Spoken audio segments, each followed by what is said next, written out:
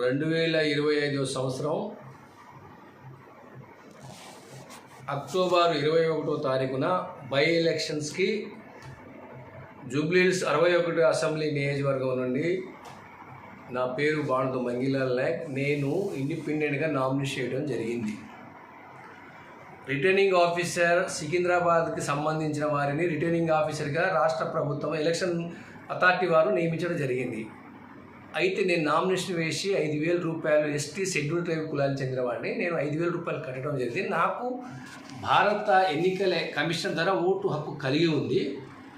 ఆ నియోజకవర్గంలో 10 మంది బలపరచడం జరిగింది జూబ్లీహిల్స్ హైదరాబాద్ నుండి. అయితే నేను నామినేషన్ను స్వీకరించాను. తర్వాత స్కూటీని జరిగిన 22వ తారీఖు నాడు ఈ 5వ కాలంలో నో అని రాలేదని చెప్పేసి రిటర్నింగ్ ఆఫీసర్ గారు రిజెక్ట్ చేశారు. నామినేషన్ పూర్తి ఫారాలు కూడా నింపడం జరిగింది. నామినేషన్ చేసిన దాంట్లో బలపరిచిన వ్యక్తులు సిగ్నేచర్స్ పెట్టారు, నేను క్యాండిడేట్గా పెట్టాను. నోటరీ ఒక అడ్వకేట్ రాష్ట్ర ప్రభుత్వంతో నోటరీ కాబడినటువంటి వ్యక్తి ద్వారా నోటరీ చేయించడం జరిగింది. అటువంటి దాన్ని కావాలని ఇతను రిటర్నింగ్ ఆఫీసర్ అయినటువంటి సాయిరామ్ అనే ఆర్డీఓ గారు కావాలని రిజెక్ట్ చేయడం జరిగింది.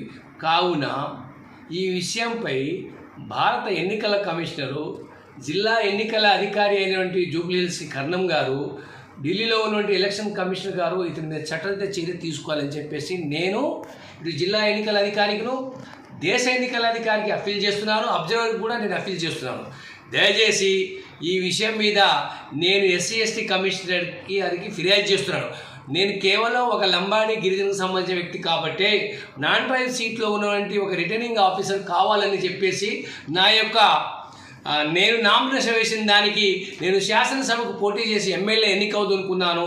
నాకు అన్ని హక్కులు రాజ్యాంగం ప్రకారం వచ్చిన హక్కులను కాలరాస్తున్నాడు. నా యొక్క నామినేషన్ తిరస్కరించాడు.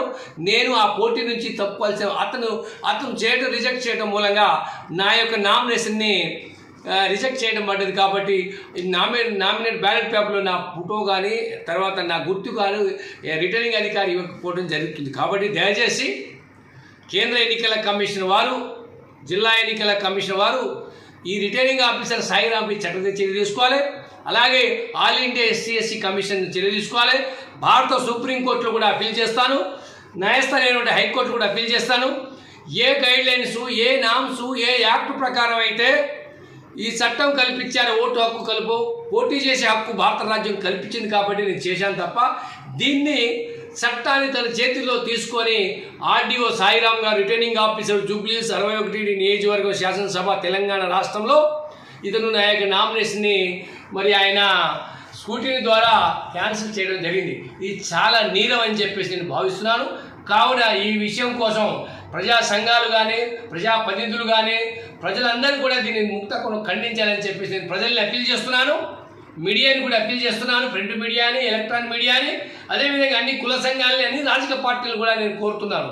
నేను పోటీ చేసిన గిరిజనుడు కాబట్టి కక్ష కొట్టి అతను ఫార్వర్డ్ కమ్యూనిటీ అనే వ్యక్తి కాబట్టి నా యొక్క నామినేషన్ పత్రం కరెక్ట్ ఉన్నప్పుడు పూర్తి చేసినప్పటికీ అఫిడవిట్ కరెక్ట్ ఉన్నప్పుడు కానీ ఒక రాష్ట్ర ప్రభుత్వం ద్వారా నోటరీ పొందినటువంటి ఒక అడ్వకేట్ ద్వారా నేను తీసుకున్నాను తప్ప ఇది చట్ట విరుద్ధం అని చెప్పేసి నేను ప్రభుత్వాన్ని అప్పీల్ చేస్తున్నాను. ఎలక్షన్ కమిషనర్ గారిని, జిల్లా ఎన్నికల అధికారిని. కావున దీని మీద చట్టరీత్యా చర్య, ఇది న్యాయం జరిగేందుకు పోరాటం చేస్తానని చెప్పేసి ఈ మీడియా ముఖంగా తెలియజేస్తున్నాను.